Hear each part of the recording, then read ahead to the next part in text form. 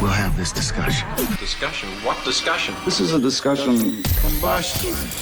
Coming to you from Denver, Colorado. This is Discussion Combustion Podcast with your hosts, Kevin Batstone and Arthur Raw. We don't do real formal introductions anymore. We just bring you don't? Okay. Yeah. We just start talking. That's the way to do it. It's the way to do it. And then we just find the spot where it seems like, okay, that's a good start to the episode. Yeah. You know? Yeah. But talking camping downtown. Yeah. We might as well start there. Okay. Because I mean, look, we have Tammy back. Epic Spirit Force. She's back in here. We're so happy to have you. Fourth appearance. Yeah, fourth appearance on Discussion Combustion. You so. supported us for a long time and vice versa. And thanks, Mom, for giving us the idea to reach out. I still remember when I got the phone call and you're like, well, what is this podcast thing all about? Because we were still new to it. You know, I think it was your first opportunity to do a podcast. Yeah, so yeah. That's pretty cool that we're still here 4 or 5 years later, still chit-chatting. Yeah. That is fun. It is a lot of fun, definitely.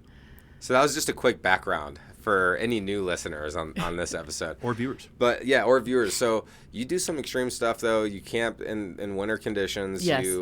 You do all this. So you were talking about the homeless and how they camp downtown because it has gotten a lot worse. I was talking to one of my other friends today about how it's progressed since 2020 and the amount of tent cities and how much more homeless there is in Denver. Yeah. So a lot of people have something to speak about this, I'm sure. Yeah. So I'll give you a little story. I was out going grocery shopping, and I had and way into the grocery store, I had 2 families come up to me asking me for money, you know. And this is, again, I usually don't talk about politics and stuff on my channel and stuff, but. And this is, to me, it's not politics as much as like these are people that are in need of help. And this was like a month ago, maybe a month and a half ago. And I'm looking at what they're wearing, and this little kid's wearing a T-shirt and a hoodie, and the dad's wearing this just, like maybe a Nike jacket or something. And I'm like, do you guys realize what's coming? Like, do you even know where you are? If you're looking for food right now, it's like, where are you staying? Yeah. And so I went in there and I was feeling, I mean, I didn't have any money because I'm one of those people that only pays everything by credit card. Same way. You know, so I was like, I have no money, you know, and I was just kind of like, you know, it's a little different when you have somebody coming up to you and they're all like drugged up and stuff and they're asking for money. But when you get like a family's coming up to you that don't speak English. Yeah. In fact, he had a little sticky note that was saying, that was in English that was like really small. And I didn't want to like come right up to him to try to read it, you know. But I was like, his kid's doing this for food, you know, and so I go into the grocery store. There's people in the grocery store begging too. Yeah. And I'm just like, oh my gosh. So, you know, I probably am not helping the efforts, but I bought extra food and I go out and I'm looking for this dad and this kid. I didn't find him, but there was 2 other families that approached me, 2 new ones. So that's 4 families, or there's people inside. They didn't approach me. The ones outside approached me. And I ended up giving them some food, you know. And I know that's probably, you know, some people probably say you shouldn't be doing that. But I just gave them, like, the kids a sandwich and a Gatorade and stuff like that, you know. And they didn't speak English, and my Spanish isn't that good, you know. Like, you know, so I was like, I'm thinking about it, and I'm looking at what they're wearing, and I'm thinking about, like, it took me 3 years to figure out how to camp in Colorado. Yeah. And of course, I'm doing it in the mountains. It's different weather, different wind, and all that kind of stuff. And I'm like, you guys are camping in this. Like, I called up my girlfriends. Yeah, and one of my girlfriends, she lives downtown, and she was talking about this, and she's like, she's over there on Steele.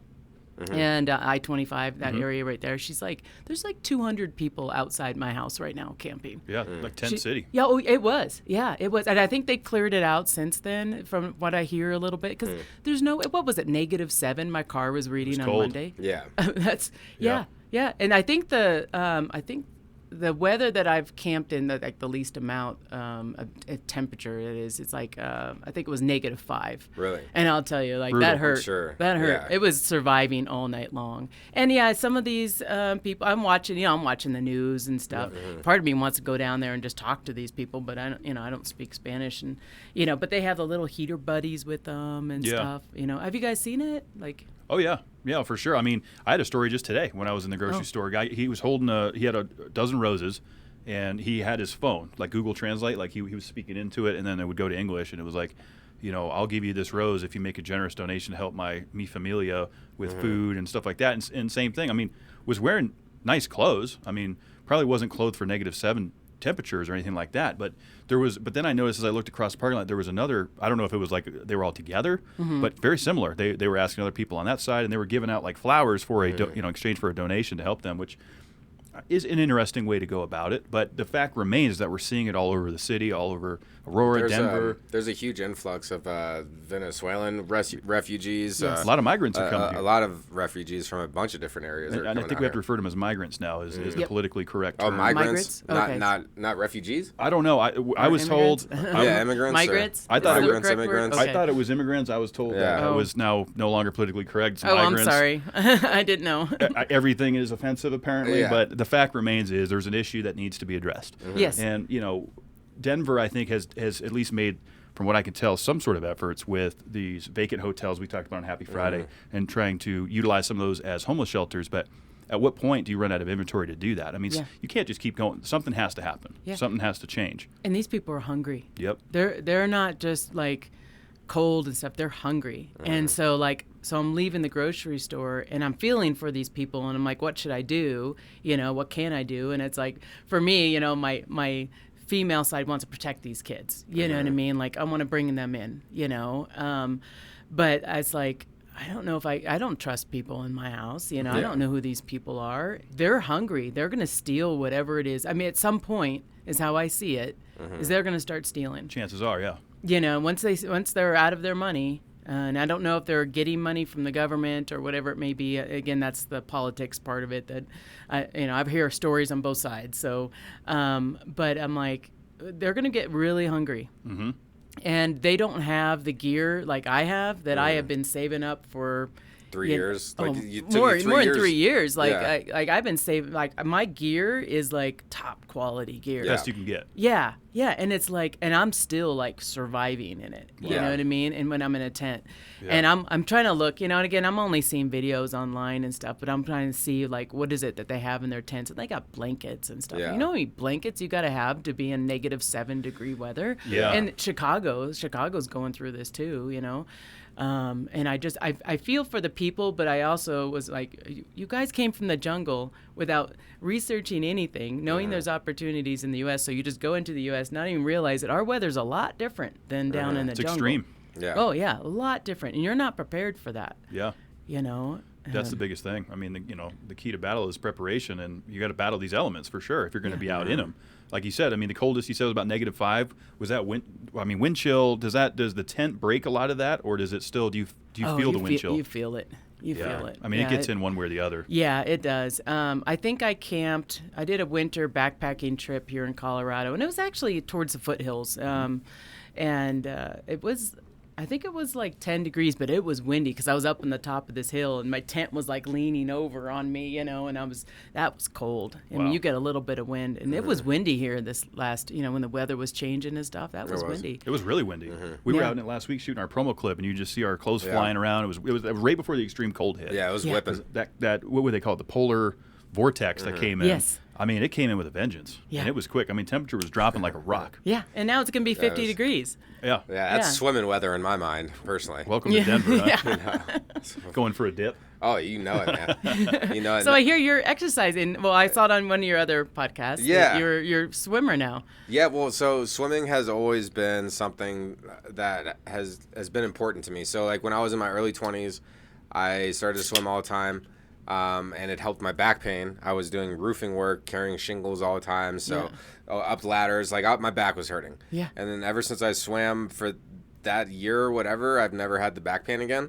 It had been a while. I hadn't swam in a really long time, but I started swimming again, and it feels great.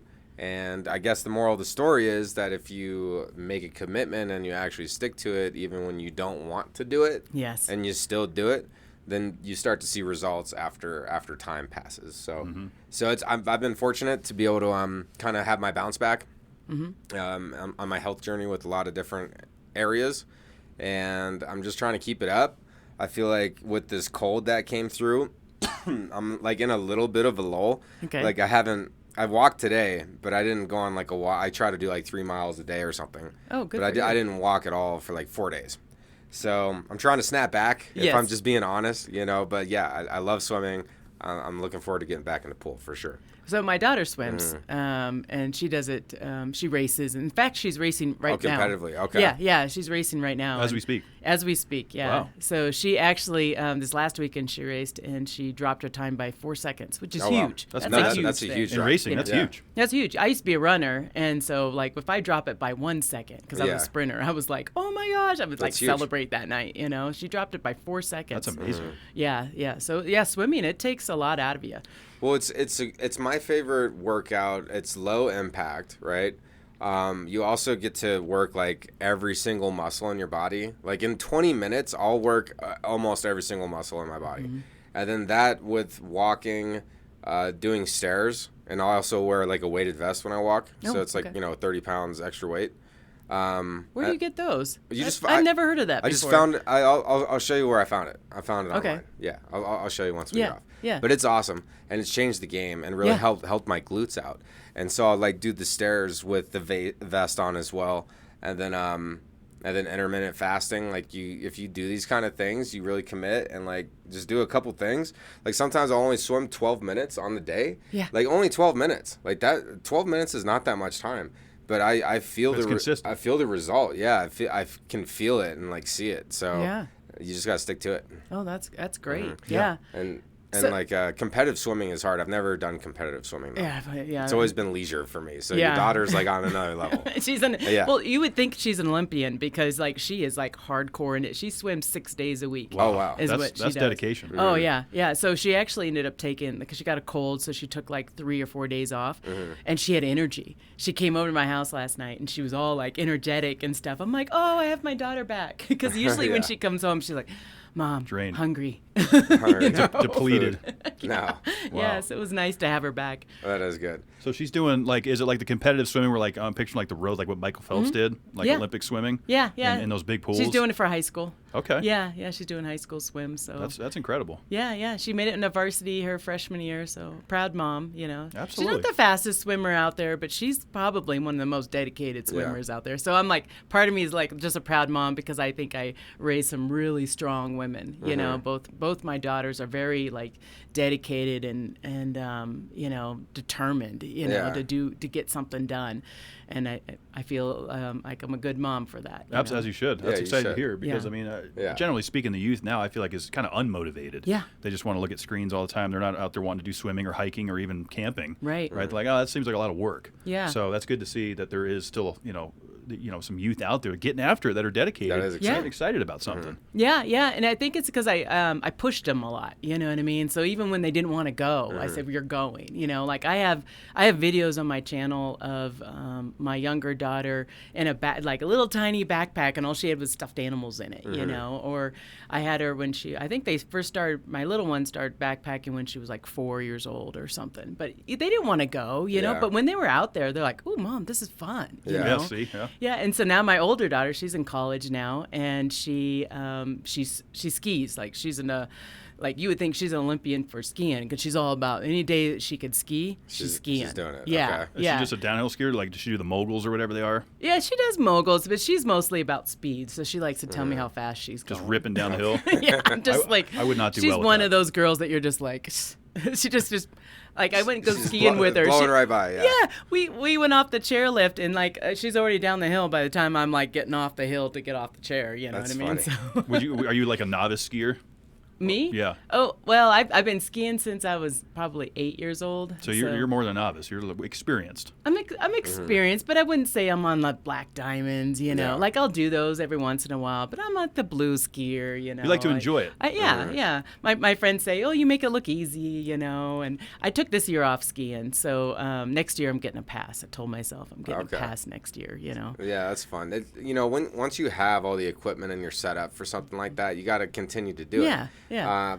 But to echo a point that you're saying, kind of encouraging your children to stay motivated and stuff. With my dad, my personal story with that is he had like a remodeling company, and he would always tell me that I get to go to the job site. Oh, I get to go. And I'm like, I don't want to go, Dad. He's like, you get to go. And I would be out there like sweeping the floors and doing something. Yeah. But what that taught me is as I grew older was really like, you got to do some things that you don't really want to do to get the job done. And then, you know what, you feel a lot better once it's actually done. Like when you go and do something that you know you needed to do, but you didn't want to do it, but then you did it anyway. Once you complete that, I feel like whoever is going to disagree with me is going to be lying.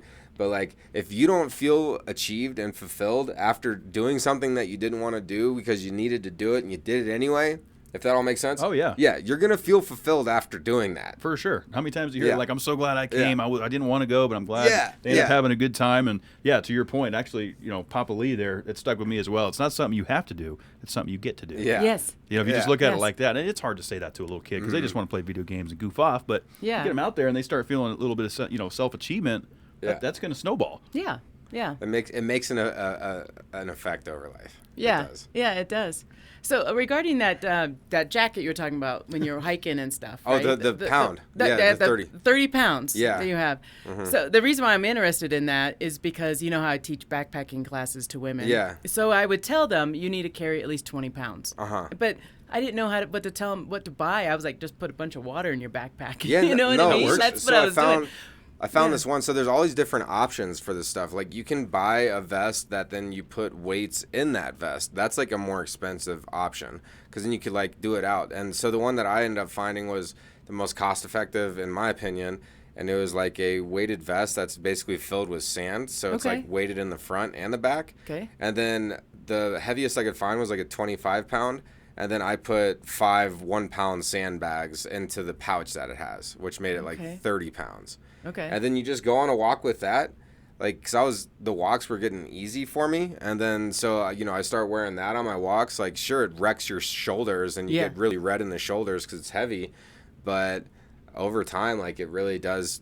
Well, that would be a really good conditioning for backpacking. Sure. Because a lot of the complaints when people start to go backpacking is my shoulders hurt, you know what I mean? But after a while, it actually, I don't know if it just turns numb, but after a while, it doesn't hurt as much, you know? Yeah. So It's almost like building up calluses on your fingers as a guitar player. Yeah. Right? I mean, I guess that would be it. Because what else could you do? I mean, could you put pads? Like, when people are training to backpack, or even you, Art, could probably test this with that on there. Is there something you can do to alleviate that, or is it just something you have to deal with? You tighten your belt, and if you tighten your belt, you can loosen this up a little bit more, you know. But it's gonna hurt. That's what people when they take my class, I'm like, you're gonna be in pain. It's gonna hurt. Yeah. It's a challenge. You got to know what you're getting into. Yeah. It's just that's why I like doing it. I like challenging myself. You know, It's worth it. It's worth it though. I remember the first time that I did.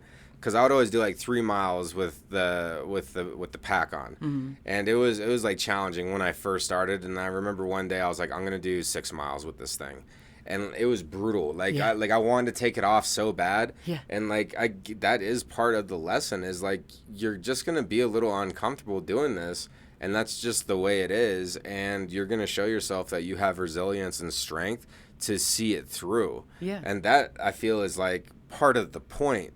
Is like it's not meant to be easy. Like you should like kind of question your like capability. Like if you're really challenging yourself in life, you're gonna question, am I capable of doing this? Right. Like am I capable to, you know, show up and do 2 shows a week? Like how can I keep coming up with material to talk? Like it's like stuff like that. You got to push yourself through. You know, that's where it's at. Absolutely. And there's going to be ramifications. The body's going to take some abuse, right? Especially when you're doing, some of these extreme hikes, I mean, you got to condition yourself a little bit. I don't feel like you can just roll off the couch as somebody who hasn't been physically active and then go hike Mount Evans. Maybe you can. Maybe you can. I don't know. I think everyone's built a little different. Well, it depends. Maybe it depends on your age a little bit. Age, you know. That's true. But I do tell the women that have taken my class, I'm like, you need to exercise. And I have a whole exercise program for them to follow and stuff. But, sometimes they'll follow it. Sometimes they don't. And when they don't, like, I know. you know, can it's tell. like, I know. It shows. But the other people in the class aren't able to complete the whole experience because somebody else might not be as in shape or something. You know what I mean? So it's like you have to. For me, it's a struggle to try to make it so that other people still have a good experience, but yet I can only go as fast as the slowest person. Is how I see it. That makes sense. Yeah, I was going to kind of ask about that. So, like, if you do have somebody that is a little bit slower, or needs a little bit more coaching, or isn't maybe as well off, on the fitness side, what that looks like to the rest of the group, or the activity, or the hike, or whatever, or do you have individuals like, this just isn't. I got to tap out. Those scenarios probably happen. There's no tapping out. There's no quit. There's no quit. It's full send. Yeah. If you're coming in, there's no tapping out. Like if you're backpacking, like we're going, and especially when you have a group, we'll just go slower. Sure. But we're not tapping out. There's a couple times that I've only been able to make it like a mile in, so I try to challenge the girls to make it 3 miles in. And for you, that you're like, well, that's nothing, but for someone who's not used to it, and you're also like on a trail. And you don't walk often. Yeah, like when I first started walking, I was walking like a mile a day, like 1 mile a day, and then it turned into more over time. Flat conditions, right? Yeah, flat. Well, pretty much flat. Yeah, we'll just say flat conditions. Yeah. And so don't feel ashamed. Like for people, like you at least you're going out there and trying start somewhere and getting out of your comfort zone a little bit. Yeah, and that's what I really like about it, because I'm opening a whole new world to these ladies, And a lot of these ladies that are taking my class are around my age. So we're about 40 to 50 years old, you know what I mean? Somewhere around there. And it's like a new experience. It's like around this age, you're kind of turning another chapter in your life, And so you're like, what's next? And so a lot of them will turn to me and be like, I really want to take your class. I really want to go backpacking. I want to experience something different. Or I've always wanted to do this. I've always been scared to do it, And just being with a group of women, and I think we might have talked about this in previous, just being with a group of women, you just feel a little bit more confident, instead of having like the co-ed classes. I do all women. So I think that they feel a lot more secure with that. Yeah, that seems, that makes sense to me for sure. What's like the oldest you've seen successfully on the trail coming to do your class? Just like numerically. Well, I'm not asking everybody what their ages are, you know what I mean? But I would guess 60, I think. That's terrific. 60, That's 61, great. something like that. Yeah. Yeah, I'm hoping. I really am. I'm hoping when I turn 70, I'm still on the trail. I really do. You could do it. I think I will be. You can do it. I think I will be. Yeah. Yeah. I just got to keep doing. I fall into that little funk. Like I have a computer job. I sit at my desk all day. And so it's easy to get lazy. Yeah. You Well, It is. see, we have to acknowledge these things. Like we Yeah. have to call it out. Like how I was calling out during the holidays, I turned into a loaf. Lazy loaf is what I was calling myself. Yes. And then I remember one day I did the walk, the stairs, and then I swam, and I just felt so good after doing that. And it was like, wow, how noticeable of a difference. Yeah. But it's okay to swing. Like that's part of being present, is actually allowing the emotions that we're feeling to process those. So it's okay to be sad. It's okay to have a gloomy day or whatever, but it's important to also acknowledge that and just not stay stuck there. It's temporary. You don't have to stay. And just like happiness, you can't always be happy all the time, and you just have to recognize things like that. Yeah. So the bounce back is what's important. Okay, I was lazy for a week. It's time to step. And look, when it's -5 degrees out, it's a health risk going out on walks and stuff out. Hurt your lungs to breathe that in. Yeah, am I going to risk frostbite to go get my 3 miles in today? I don't know if I'm going to do that. But it's all about the right gear, though. If you have the right gear. That's true. So I traveled to Iceland. It's a nice little pivot to Iceland. But their gear in Europe is so much better than our gear. Is it really? Oh my gosh. I'm just going to fly to Iceland and Norway and buy all my gear and then come back to the US. It's I forgot what it's, Iceland Wear, I think is the brand name. Is that the one with the patch on the arm? Well, I don't know. I mean, they have all different, they have jackets and shoes. It's like a red patch. It's like a red circle patch. Yeah, and it has the arm. Yeah. I'm telling you, that the it's I'm going through their gear and I'm like, yeah, you're gonna be warm, It's legit. Yeah, if someone's in Iceland, they have the right kind of gear, and you'd be able to walk in it, Okay. So it was cold when I was there, and it was in it was June when I was there, and it was cold, and they were wearing big parkas and everything, I was over at that Blue Lagoon. Oh yeah. Yeah, if you guys seen that, it's pretty popular online. Yeah. It's a hot spring and stuff, but yeah, it was pretty chilly, and I'm telling you, that gear there is, you'll be able to walk in this weather no problem. Nice. So Iceland in June Yeah. is, what was the high temperature that you saw while you were there? I would say 60 maybe. Okay. So Yeah. overnight lows were pretty brutal. It was okay. I was in a van, so it was my first experience of camping in a van. Yeah. So I wanted to see what that was like. And so we rented a van, and we didn't do the whole, you can do a whole loop around the entire island. we wanted to experience, just do a little more hiking and stuff. So we kind of just went in and then came back out, kind of a thing. But no, it wasn't that bad at all. Like we had like we didn't have sleeping bags. We just had a blanket over us, and we were warm. Nice. Yeah. That's all it took, huh? Yeah, yeah. And I'm telling you, it was like one of the best trips of my life. That sounds fun. Yeah, yeah. And the waterfalls there are amazing. Gorgeous. Yeah. Yeah, because I'm really into waterfalls. I really love the waterfalls, So They're fun. Yeah, yeah, they're really good. What is it? What is it about waterfalls that is there like layers that call to you? I don't know. It's just the falling of water. Is it? It's the power. I think it is. Like the power of like like the rock erosion and like is there something? How it turns into like mist as it falls, like Niagara Falls. Yeah, is there like something? Because for me, like if I was to think about something like that, like moss is really interesting to me. Yeah, me too, actually. Moss is interesting. Moss is fun. Could be good as like a like a bed liner too in a survival situation, right? Yeah. Like you could take some moss or some pine fronds or whatever to build a bed. Oh yeah, that's kind of fun. Yeah, we don't really have a lot of that in Colorado. We do not have a lot of that here. Everyone tells me on my channel too. They're like, "Well, just use moss." I'm like, "Are you looking around my videos? There's no moss here. It's dry. It's I mean. I got pine evergreens. needles. That's what we can do. Pine needles. And even that, though, it's itchy. Can be kind of uncomfortable. Yeah, right? It could be kind of uncomfortable. Really? Moss, I think, is the way to go. And you think about the latitude of, like, those areas. So, like, you think about Scotland where, Scotch is made. They use peat moss. Peat moss is one of the main ingredients to smoke and make the things. But it just grows everywhere. Yeah. It's just on the sides by the ocean. Even where I'm from up in New Hampshire and New England, on that latitude, you see a lot of moss over there as well. So it's just interesting to see how survival changes throughout different parts of the country. Yeah. And the resources that are available to you. Yeah. Like people were talking about, when I was doing a lot of fires and stuff, people say, get some birch bark. Like, I don't want birch bark up here in Colorado, Yeah. They're like, there's a birch tree. No, that's aspen. The quaking aspen, yeah. Yeah. Especially at that altitude as well. I bet everybody in here knows, but like that aspens are like the largest living organism. Yep. But I think it was actually refuted now with a fungus.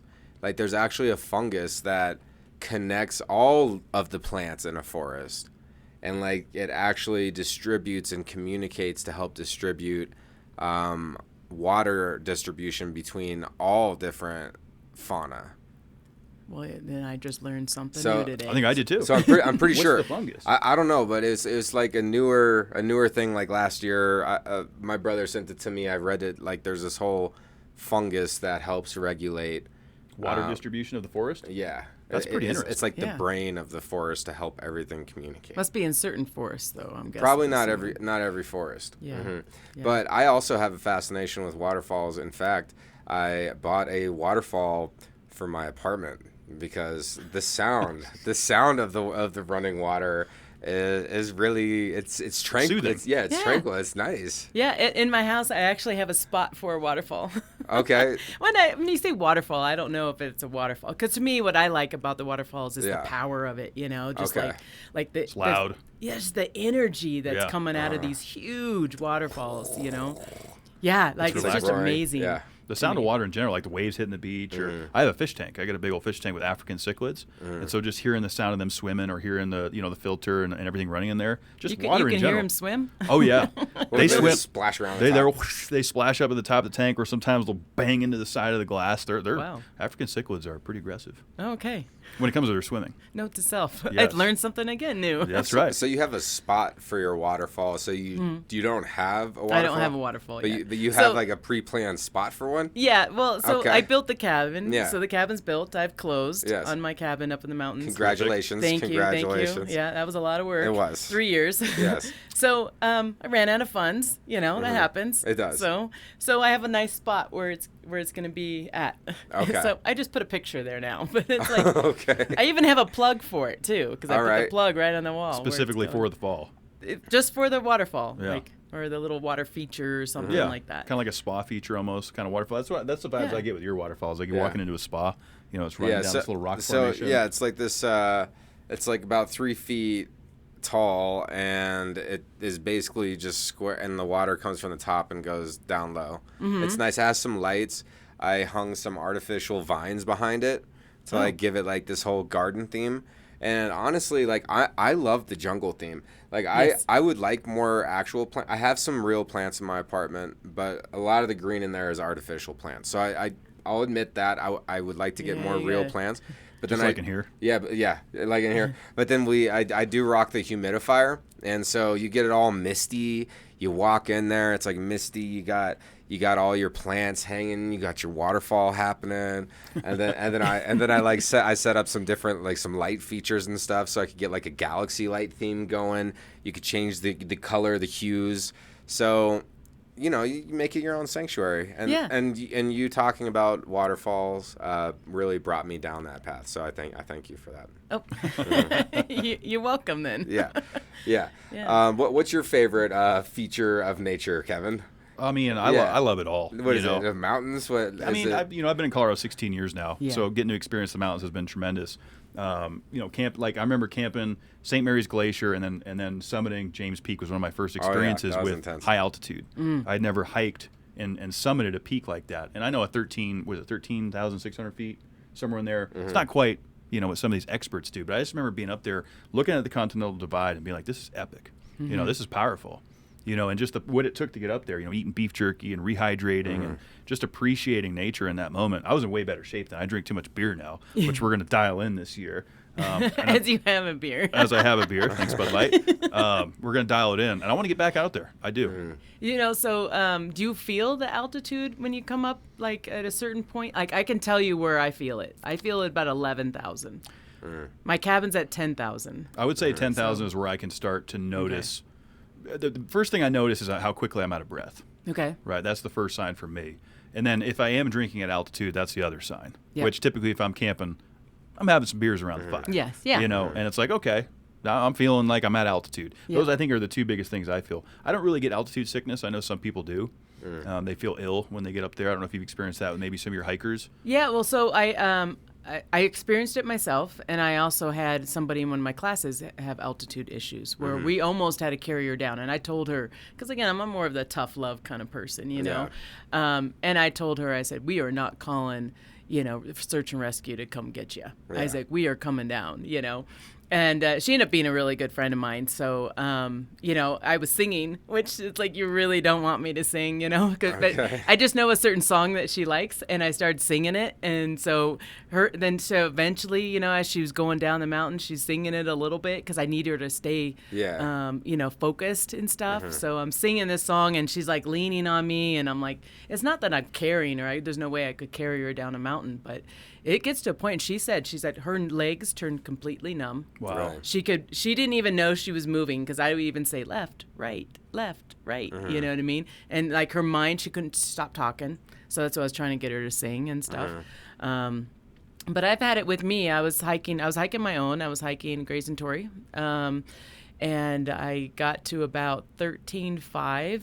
And I was hiking pretty fast because I remember hiking, and this guy behind me, he's like, "Wow, you got a good speed to you." And I'm like, "Yeah, I'm good. No I'm problem. good. It's a little mountain goat over here, But because I was going so fast, I don't know, it hit me. Maybe that did 13.5. I was like, I think I need to sit down. And all of a sudden, I kind of looked around, and I'm like, where am I? Like, I had no idea Confusion. what mountain I was on or anything. And I know the signs, and I'm like, okay, got to eat. So I went off there's no really trail towards the top of the mountain, but I kind of went away from where everybody was, and I sat down and, ate it like a granola bar or something like that. But I knew, like, I was having it, and I'm like, the world was kind of like doing this kind of a thing, and I'm like, oh gosh, I'm here by myself. That can get scary. Like, yeah. And I'm like, and that happens to a lot of people, and here I am, the one say, don't go by yourself, always have a buddy. And here I can do it. You know what I mean? Yeah. That's a scary moment, though, for sure. Yeah. I get it about 11, so I know when I get to 11,000 feet, I gotta Slow it force down. myself to hike slower. Yeah. And then focus on hydration and nourishment, right? Because that's the biggest thing I noticed. I remember I haven't done a lot of 14ers, but the times I have, like eating, cranberries and beef jerky and just like staying supplemented and hydrated, for me, I think went a long way. Yeah. Right. And just knowing that it's not a race. Let me just slow down. Let me have a snack. Let me hydrate, and then keep pushing. Otherwise, I'm going to end up face planting and being dizzy on the side of this hill. I don't even know where I am. Yeah. Yeah, and strangers are trying to help you down. Yeah. I've had to help a lot of people because a lot of people don't realize how much water you need, you know. So a lot of times I bring more water, and a lot of people run out of water. They're at the top. They have they got like a little can like this, you know, and they're like, oh, I got my water. I'm like, you're going to need a lot more than that. More than that, yeah. You know. People coming down, you could see them, you know, that they're struggling a bit, you know. So I always bring extra stuff. When I was on the search and rescue team, they told me, like, make sure, because we have to go find people. We always carried candy bars in our backpacks and stuff. So when we found somebody, first thing we do was give them a Snickers bar or something like that. Like, you need to eat, you know. Yeah. Snickers is that good? That was my go-to for if that's my if favorite I'm candy gonna bar. find somebody, I'm gonna give you a Snickers. That's one of the better candy bars. Like, When I'm you're like, getting this is peanuts. turning into a good survival situation. Yeah, it's like it has vegetables. I don't know, what is a peanut? What's a peanut? What is a peanut? It's a nut. It's a nut. Not a nuts- leg. nuts aren't That's its own veggies. group, Not a right? legume or whatever they call it, but Nuts aren't veggies. You can't call What it a they veggie. are in their own, they do nuts grow- are in their own group, huh? Yeah. they are in their own group. I think they are in their own group. So you got caramel. The There's sugar. got to be Sugar, something healthy in the there. nougat. Maybe the nuts are the only thing healthy. I mean, it's like the boost of the sugar boost that you get, like that initial kind of wake you up. So like for altitude, I'll feel it. The base trail for St. Mary's. Yep. Like, cause you gotta. Have you done St. Mary's? Yeah. Yeah. So yeah, you park and then you go up that trail to get to the lake. I'll feel it on that trail up, right there. That's a brutal trail. Like, I don't know how high the base to that trail is, but yeah, I was so caught off guard because it was one of the first times we were going up there, and we had this big a whole group, like families with kids and like coolers and like all the tents, and like I had no idea this thing was like a mile hike up. And so we're carrying coolers, we're carrying tents. We had to do like We brought too much shit. Yeah, 2 or 3 trips to get all the family stuff up there. And like I was feeling the altitude, and I was exhausted on that one. So my daughter skis that every year. Okay. The glacier? So did you see skiers go up there? Yeah, she skis the glacier. I keep telling myself every year, I'm going to do it with her. So maybe this year I'm going to go ski The St. Mary's Glacier. Yeah. It's so beautiful up there. I just don't want to ruin my skis, though. Oh, yeah. Because it is. It's I gotta like have rock. some like old skis, Yeah. something I find on like Facebook Marketplace or something like that. Yeah. You know. That would be the way to do it, I think. It's dangerous, though. I mean, I've seen snowboarders go up there and almost, you know, because it just, especially in the summertime, because you can ski at 365. Oh, yeah. 'cause, you know, it's glacier.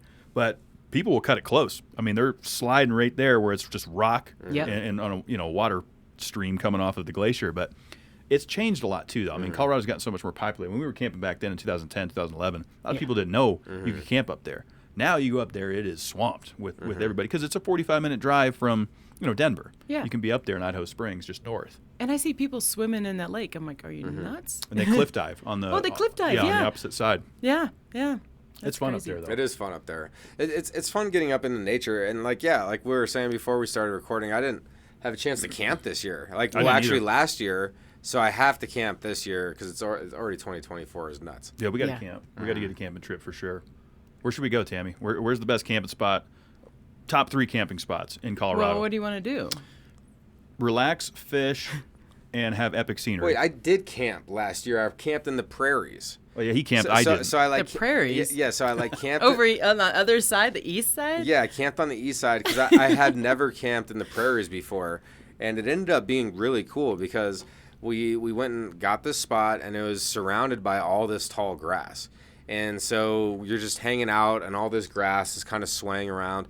And then we had like a tree canopy above us, which was just beautiful. And then there was like this thunder lightning storm that had quickly passed us and then was just on the horizon all night long.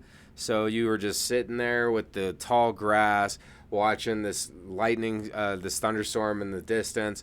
So that was actually my camping experience in 2023. I had to come back and correct myself. That's pretty cool. It was I haven't cool. camped on the east side. Yeah, you know? me neither. Like, I had always you been in the don't really think mountains. about that as camping over there. Yeah, you think of it more as like walking maybe, or take a day hike or something like that. It was nice. I mean, I've never camped on that side. Yeah. So where are you gonna recommend? Sorry, now that I. Well, No, that's good. Yeah.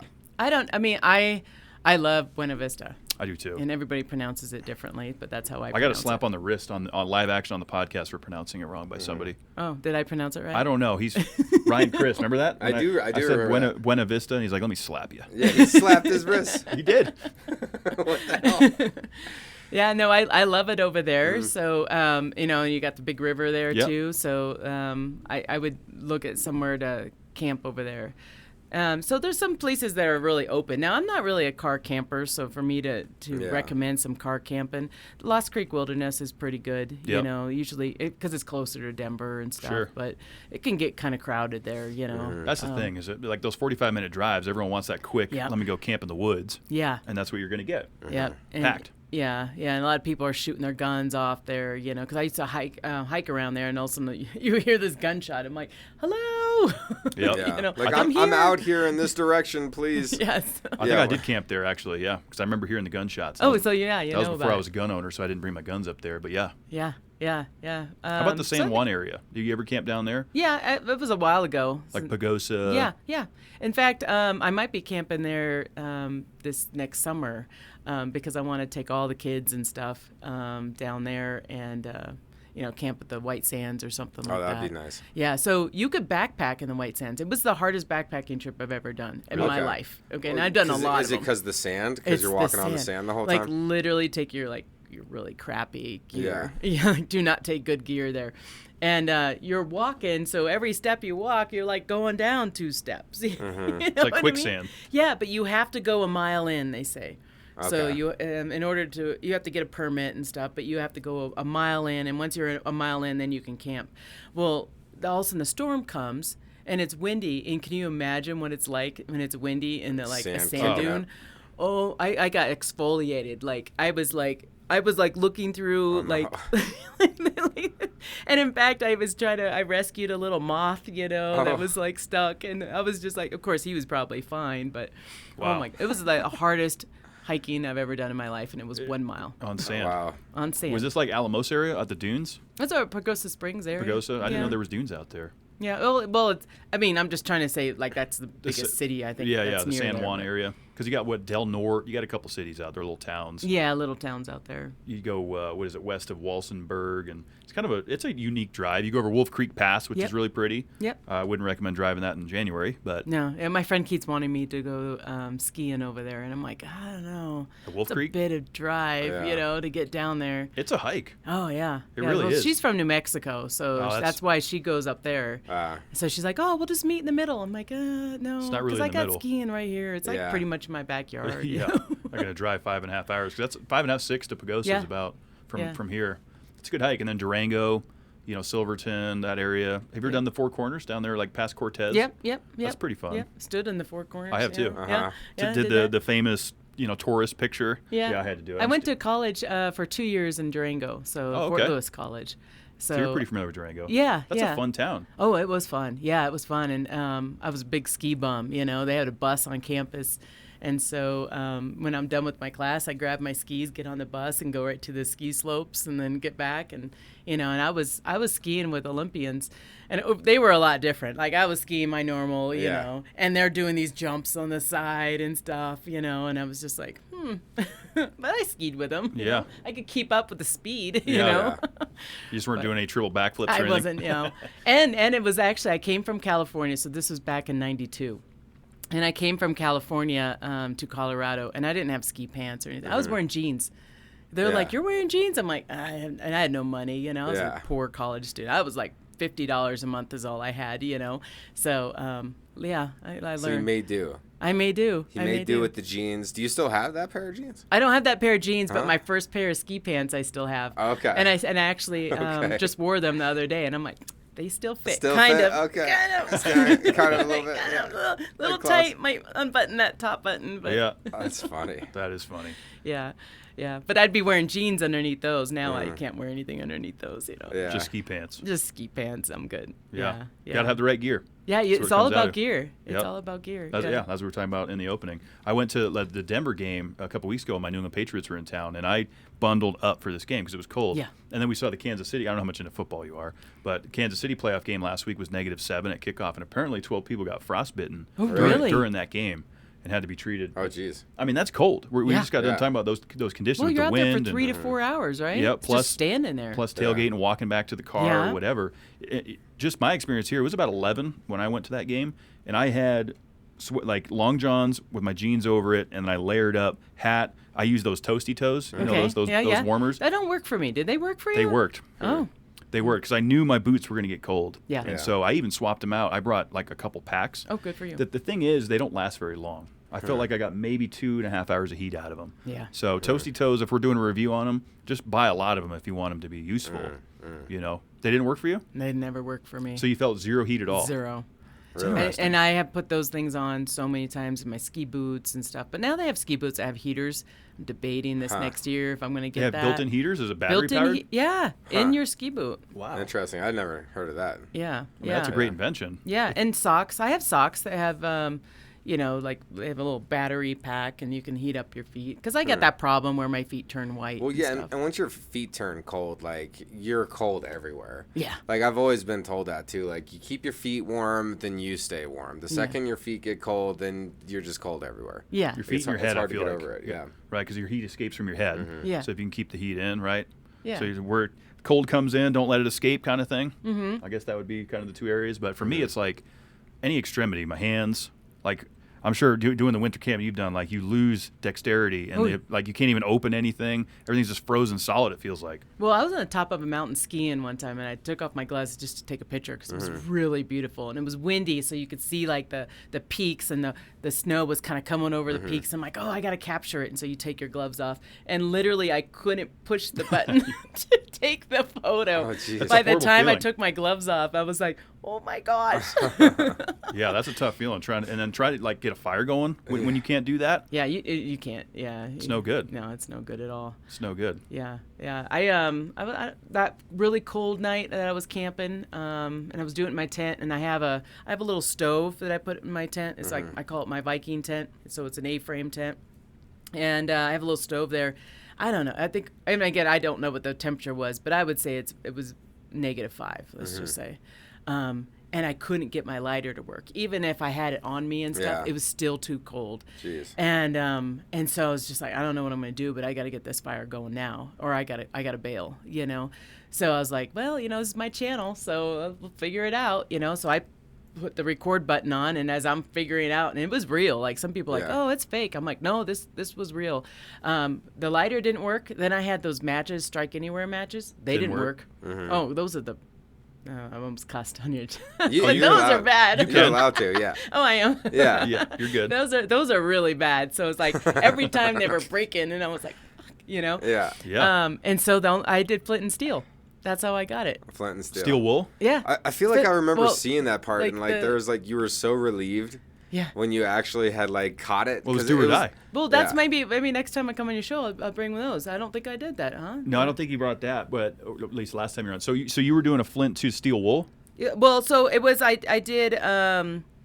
I had a little char cloth. Okay, charcoal. You know, yeah. I had char cloth on the top, and I had the flint, and then I had the steel, and I'm doing this, and I got a little ember, and I got a little bit of grass, and you know what I mean, and I made my fire, and I was like, thank God I have the skills. You know what I mean? That's the thing. Because to like even leave from there would have been brutal too. So I was just really happy that I had that. Like literally, I went through the lighter, I went through matches, and flint and steel.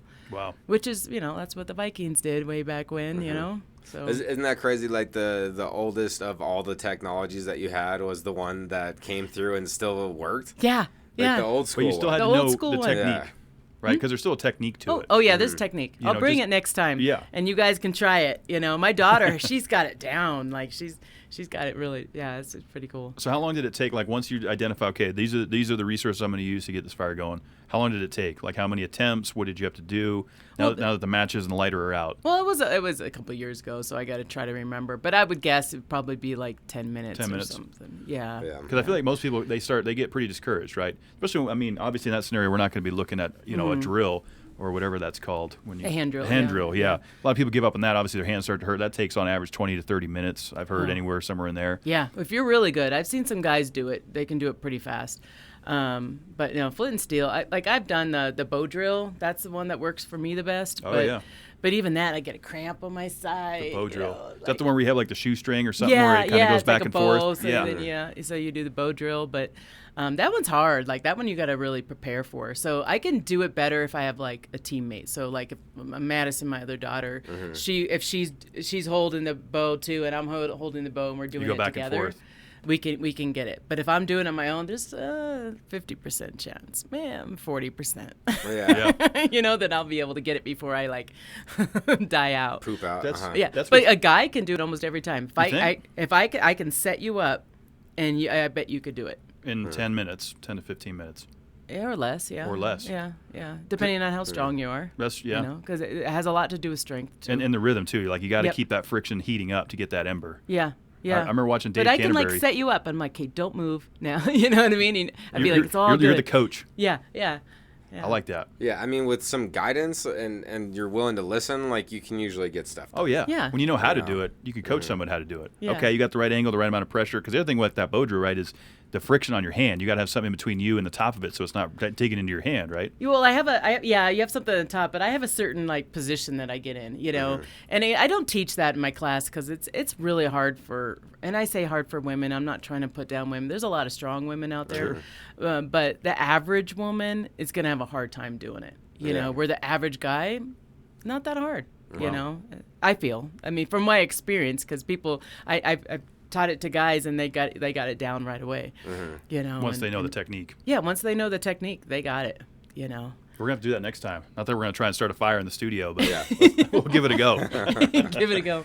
Start an ember. That's all it's about. We like make like have like a plastic plate with like some stones around it, and we like build a fire in there. Yeah. That could be fun. Yeah. Because those are good skills to have. I mean, I think I talked about this last few times you were on. Like, I loved watching survival shows. Yeah. Like Dave Canterbury and Cody Lundeen and Michael Hawk, who was going to do the show. Mike Hawk was going to. Was he really? Yeah. That's actually kind of a funny He's story. still going to do it. He is gonna but do the show. He's just kicking the can down the hallway. We just got to butter him up a little Yeah. more over email. He's a military guy. Yeah. So when we Okay. first reached out to him, he's like, you gents are going to have to do a little better than that. Yeah, he did. You know, he did. so- He replied back to us like that wasn't a good enough sales pitch. And Yeah. Oh, really? He's like, you're And going to we're need like- to do better than that. Yeah. But he was still interested and He still was. is. We'll get him on. And once he comes to do an expo here in We'll Denver, get him we'll on. get Yeah, him on. he did want us to butter his biscuit a little He bit. did. He did. Because we look at everybody like they're our peer, right? And Yeah. that helps us, feel comfortable Yeah. talking to anybody. But he wanted us to butter his biscuit a little bit. I've always enjoyed his He did, material, he though. did. I have. He's epic. He is epic. Yeah. He'd be fun to have on. That is Yeah, funny. I kind it of would forgot be. about that. And his wife, I think her name's Ruth, when they did Man, Woman, Wild. What a great show that was. I mean, we're talking 10 years ago. Bear Grylls, obviously, he has a staple, but I just like watching stuff like that. I find it Yeah. very entertaining. It's educational. I've heard stories and like articles about, the only reason I got out of this situation was because maybe I watched Spirit Forest Channel or I did watch Man vs. Wild or something. And then some of those skills they were able to apply in real life situations. Yeah. People go, it's 2024. We have so much technology. You don't have to worry about that. Right. You'll be fine. No, the more you know, the better off you could be in those scenarios if you're going to take a hike and maybe slip down or whatever. We see it happen every year. Yeah, When like you're on search and reading a rescue. map, like when my phone goes dead a lot of times, if you're out there, like my daughter and I just did a trip in Wyoming. I said just, I think it was last year, but since I've been talking to you guys, we did a trip in Wyoming. There's no way my phone would have held a charge to do GPS the entire time, Yeah, because there's no service. Yeah. So, and again, I teach my kids map. I'm like, you're going to end up knowing map and compass, and they're really good at it. Like they got it down. Good. And hopefully in my class I teach it as well. Some ladies I can tell they're like, no, I'm not interested in that. And other girls are like, oh yeah, I really want to learn that. Well, it's definitely an important skill. Like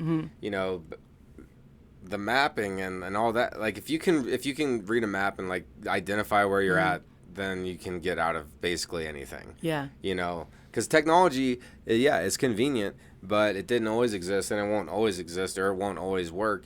And just like the fire story, going back to the basics, sometimes the simple non-technology way is actually always going to work. Yeah. So the lighter would be the technology way, I feel. Yeah, that's the technology way. I remember Michael Hawk, going back to him, he said, just carry a lighter. He would always show all these things. I remember seeing a couple guys carrying a 9-volt battery in the steel wool. Maybe that's what I was thinking when I was saying steel wool. Do you think that's effective enough to work in those conditions?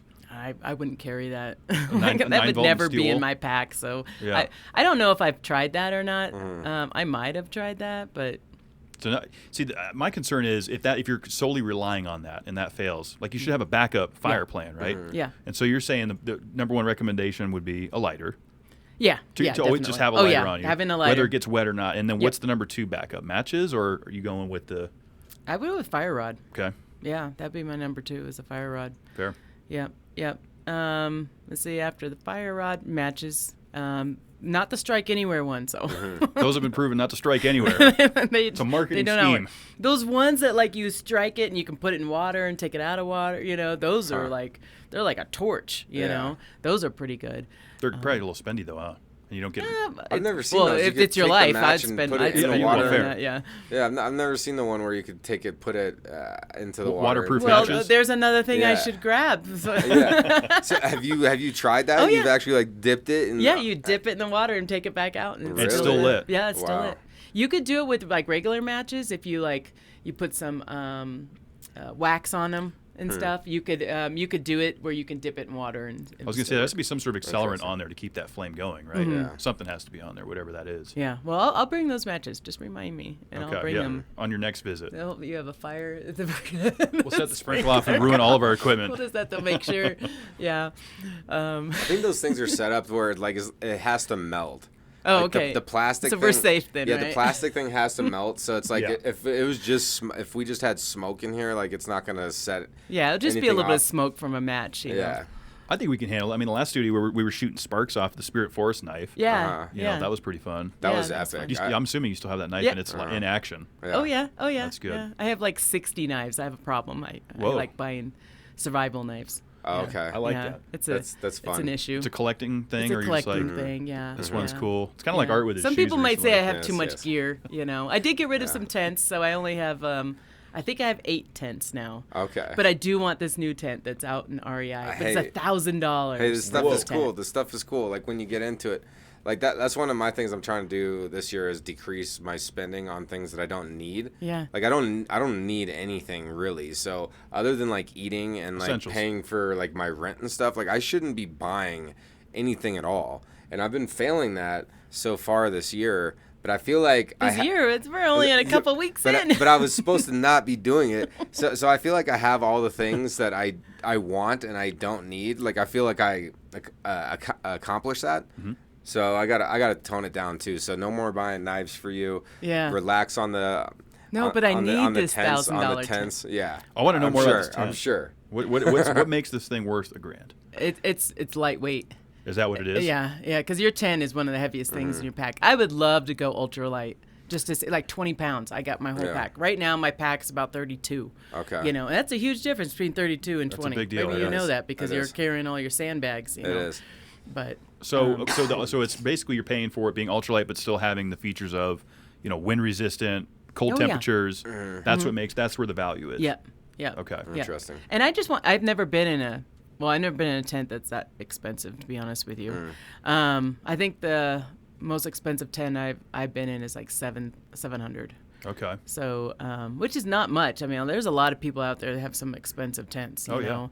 But just to be in $1,000 tent, to me, That'd like, be kind of cool. ooh. What if you did a custom Anybody want to one? gift me $1,000 tent? Would you do a custom one with the Spirit Forest logo on it? That'd Oh, be pretty totally. cool. That'd be pretty That'd be cool. awesome. That would look great Yeah. in the videos. You're like setting up a GoFundMe for a lighter go bag. Yeah, like that. that'd be cool.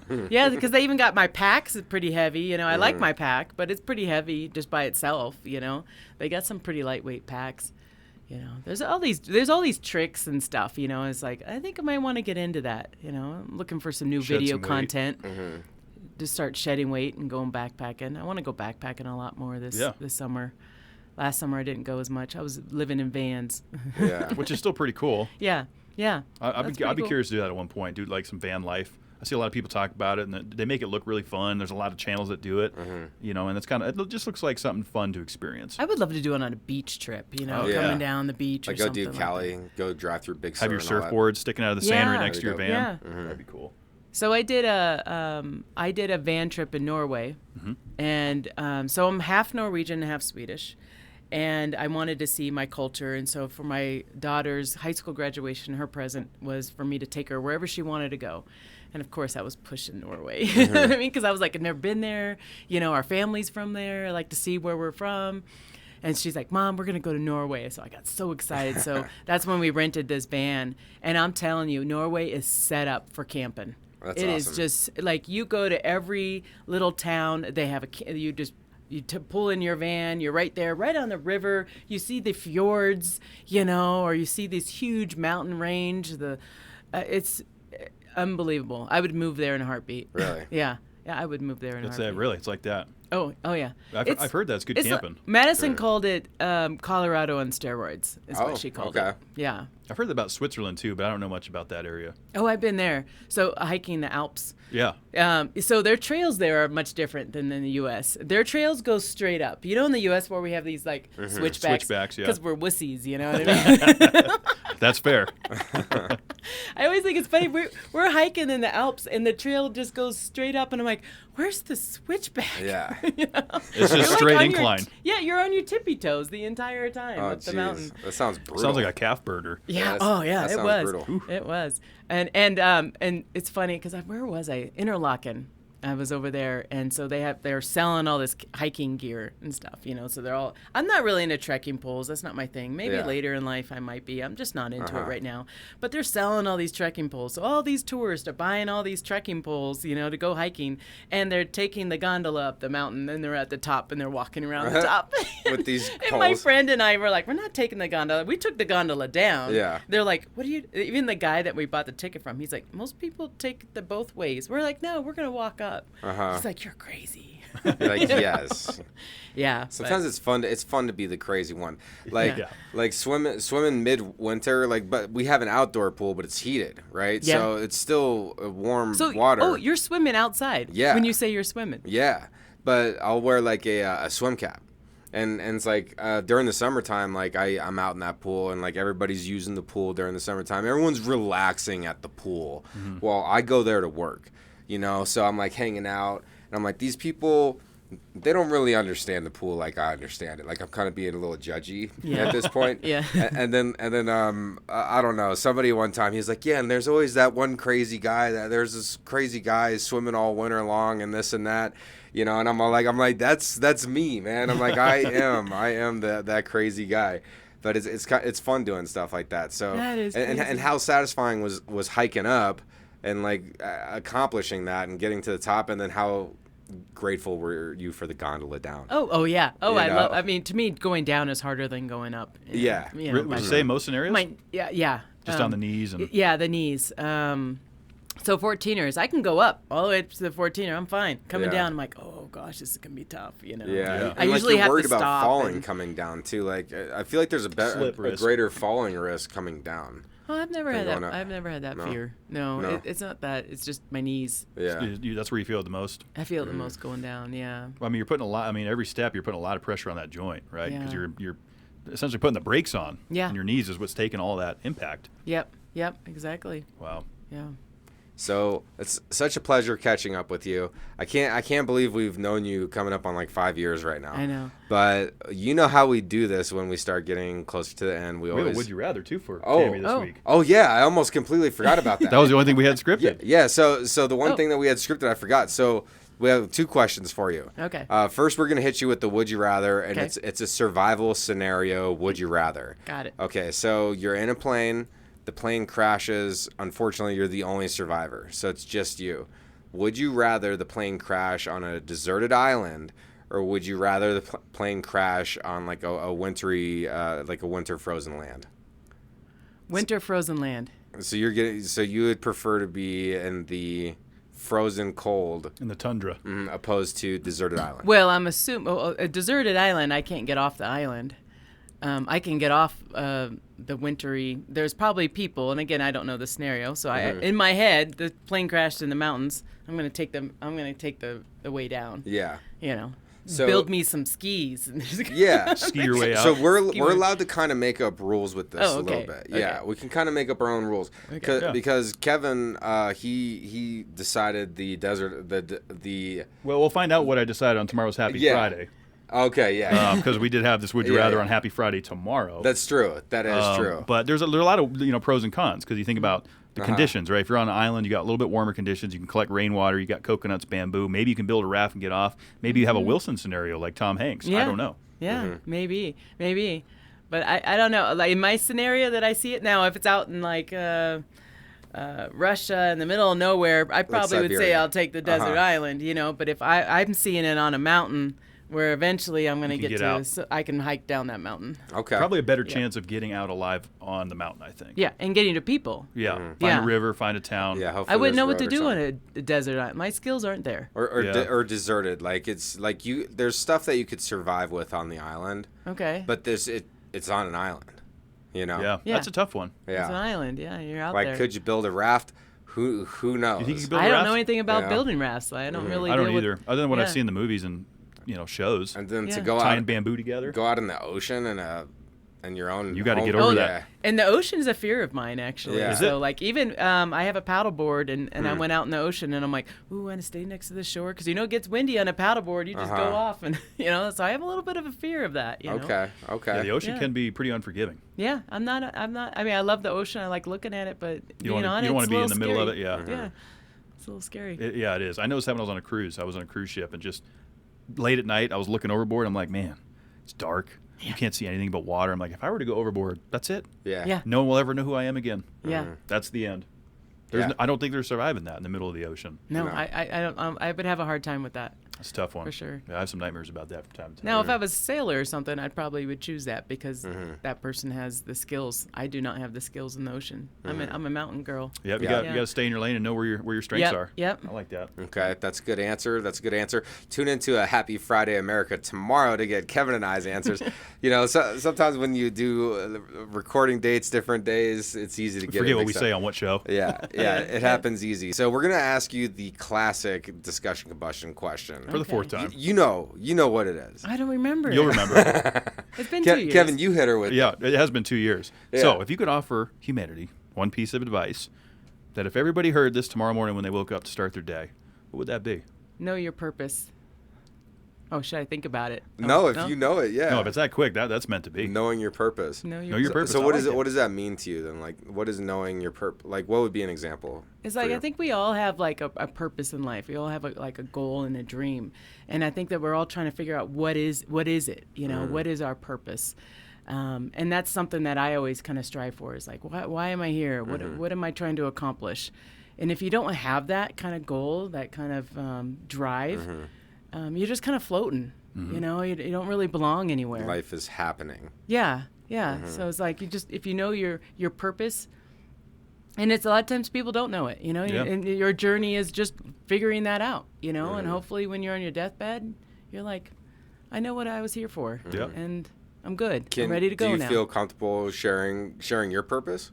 I'm on the track of trying to figure out my purpose. And it can change too, like I as think life. Yeah, like goes there's a on. part of me is like I want to teach Yeah. people, you know what I mean? But I think it's not just one thing that is my purpose. I think it's like a bunch of things, It's like, and I think at the end of my life I'll be like, yeah, okay, that's what I was here for. Yeah. Like I get it, Some people say my purpose is for my kids, and I love my kids. I don't think that's my purpose, But But I think you kind of said it a little bit, like you like kind of echoed teaching a little bit, and then you teach with your YouTube channel. You teach your children. You're kind of like a teacher and like pass it. I feel like that's that's one of and yours. inspire. It's like Yeah. educate. Yeah. And entertain Yeah. for folks that can't do those things. Yeah.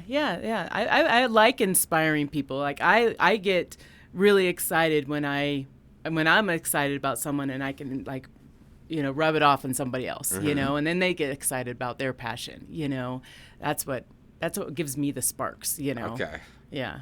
I would agree with that. So that's part of your purpose. Yeah, it's part of my purpose. Part of your I purpose. think my purpose is that, like, Yeah. there's a lot to it, you Yeah. know? Yeah, it's hard to say that. Yeah, because I've even asked myself that because we always talk about mission, drive, and purpose and the importance of that, right? Well, I guess you kind of reminded me that it's not just one specific thing. Like, oh, just this. No, now I'm boxing myself in. Then my purpose maybe is a little bit more than that. So that's good advice, Tammy. Yeah, I think so. What do you guys have? Do you have an answer? Does yours change? It's the same question. our Can I advice ask questions? to humanity. Yeah. I mean, we ask everybody every week. We don't typically answer it. Yeah. Yeah, I'm looking for your answer. Okay. I think my piece Yeah, of you advice go. is, just stay optimistic and stay, kind Okay. to people and not just because somebody has a different belief than you, don't immediately write that person off. Because some of my best friends in the world and I we disagree on everything. Yeah. You know, and I just see so much now where people are like, no, that person believes that, I'm out. And so my advice to a man would be maybe give that person a chance. Okay. I like that. I mean, we can disagree respectfully. Absolutely. Yep. We can have a conversation and disagree in a respectful manner, and I think all people should strive to do that in their lives. So I think that's great advice, Kev. I'm gonna go with a classic one for me that I've been living on for a long time.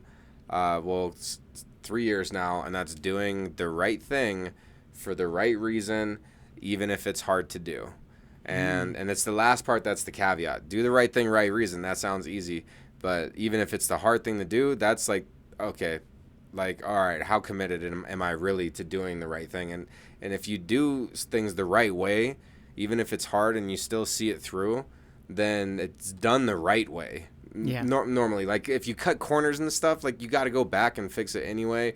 So I've applied that in a lot of different areas of my life. Like even when I'm just like doing something like brushing my teeth, like making sure that I put away the toothpaste in the drawer because I like to keep it clean. Like that's the right way, right reason for, even if it's hard, it's not hard to put the toothpaste away, but it's like one of those principles. So that's going to be my advice to humanity is, and call yourself out on it too. Because sometimes we all know when we're about to cut a corner in life on whatever task it is, like, that's good enough. That's good enough.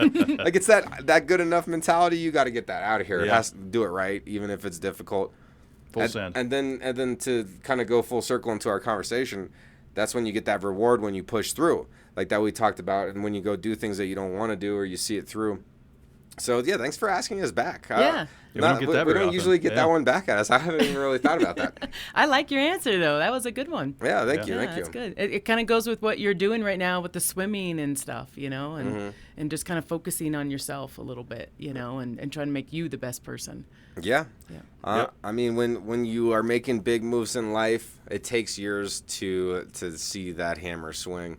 I don't know. I could go on a raw rant on like, overcoming your demons and like all this other stuff. I do that almost every week, so I'm gonna spare everybody.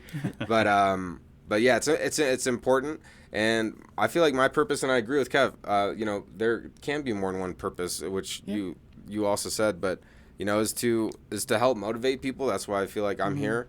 I know, Kev, you've said that like you're here to help entertain, but entertain and relate, yeah. Yeah, so it's like, why pigeonhole yourself in just one purpose? You could have multiple purposes. Yeah. Absolutely.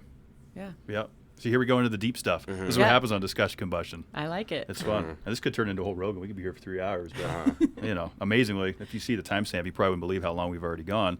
But as always, you've been pretty much an annual guest, I would say. We missed last year, but that's fine. I'll be here. I'll be here this next year. You're going to be here. We'll get. Hopefully, we don't set the sprinkler off, but we'll have some fun with that. Of course, we'll include everything in the show notes down below. But for people just listening or that maybe want to take a quick note, where do people go to find you and get in touch with you? Okay, you can go to YouTube. Spirit Forest is my channel on YouTube.